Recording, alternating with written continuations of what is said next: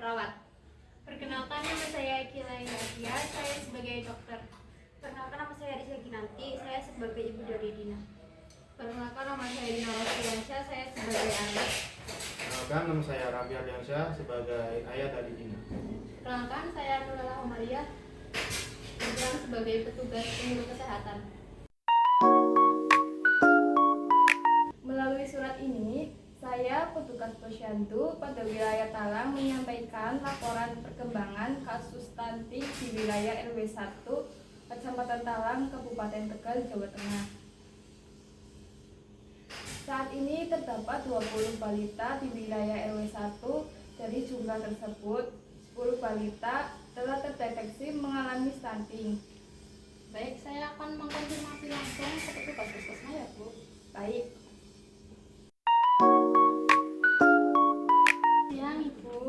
Saya perwakilan penyuluhan kesehatan Desa Talang ingin menyampaikan data balita stunting di RW 1 Kecamatan Talang, Kabupaten Tegal.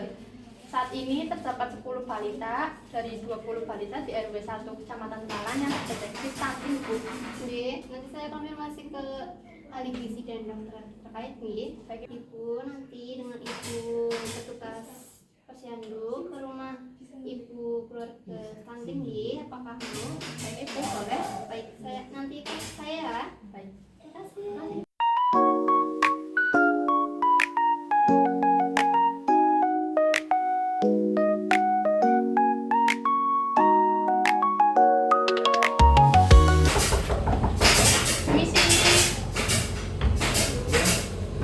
Permisi Bapak, saya perwakilan dari penyuluh kesehatan masyarakat bersama dengan petugas puskesmas dan posyandu melakukan pemeriksaan terkait dengan stunting.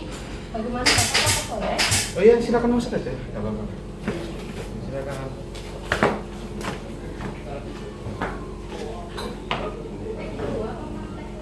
Permisi Bapak, apakah ada ibunya? Ada, nanti saya panggilin ya. Bu, Iya Pak. Ini ada apa ya? ini ada petugas dari puskesmas mau penyuluhan tentang stunting.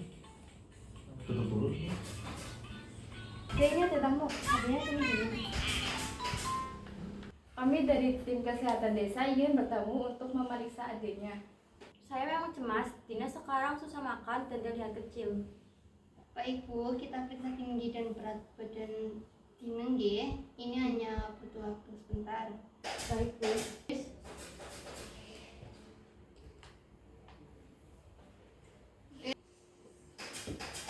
Berdasarkan grafik KMS, Dina mengalami stunting, Bu. Apakah berbahaya, Bu?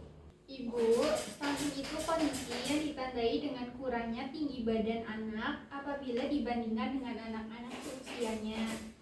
Ciri-cirinya itu tumbuh kembangnya lambat, terus wajah tampak lebih muda dari anak seusianya. Berat badannya tidak naik, bahkan akan cenderung menurun. Lalu, kemampuan fokus dan memori belajarnya tidak baik, anak cenderung lebih pendiam, dan fase pertumbuhan gigi pada anak melambat. Tampaknya itu dalam jangka pendek, stunting pada anak menyebabkan terganggunya perkembangan otak, metabolisme tubuh, dan pertumbuhan fisik. Sekilas, proporsi tubuh anak stunting mungkin terlihat normal, namun kenyataannya ia lebih pendek dari anak-anak seusianya. Cara mencegahnya itu dengan memastikan anak makan buah dan sayur yang sehat, mencukupi asupan gizi sejak pembuahan sel telur hingga anak berusia 2 tahun, memberikan ASI eksklusif hingga anak berusia 6 bulan, dan mengusahakan anak mendapatkan imunisasi lengkap itu Bu untuk pencegahan stunting. Baik, Bu. Apa yang biasanya dikonsumsi Dina sehari-hari, Ibu? Kadang hanya nasi dan kerupuk, lauk seperti ikan atau daging jarang karena mahal. Gizi itu harus mahal, ada tempe, tahu, telur yang bisa jadi alternatif murah tapi tetap bergizi. Apakah Dina sering diare atau batuk pilek? Hampir tiap bulan, Bu. Air juga kadang keruh. Lingkungan yang tidak bersih juga berkontribusi terhadap stunting. Kita perlu perbaiki sanitasi juga. Selain makanan, kebiasaan cuci tangan pakai sabun sangat penting. Ini mencegah infeksi yang memperburuk stunting. Apakah Ibu tahu cara cuci tangan? Saya baru paham sekarang, saya mau belajar lebih banyak. Saya usulkan buat kelompok peduli gizi balita dan kegiatan masak bersama tiap minggu. Posyandu akan ditambah layanan konsultasi perawat dan ahli gizi. Jadi ibu-ibu tidak perlu ke puskesmas jauh-jauh. Kita juga akan edukasi remaja dan suami agar paham pentingnya gizi anak. Dia sudah naik berat badan 800 gram. Hebat ya. Alhamdulillah. Sekarang saya rajin buat masak sendiri. Nina suka makan telur dan tempe. Dia juga jarang sakit sekarang. Alhamdulillah. Lanjutkan ya Bu, Ina sedang dalam masa pertumbuhan, jangan sampai lengah lagi.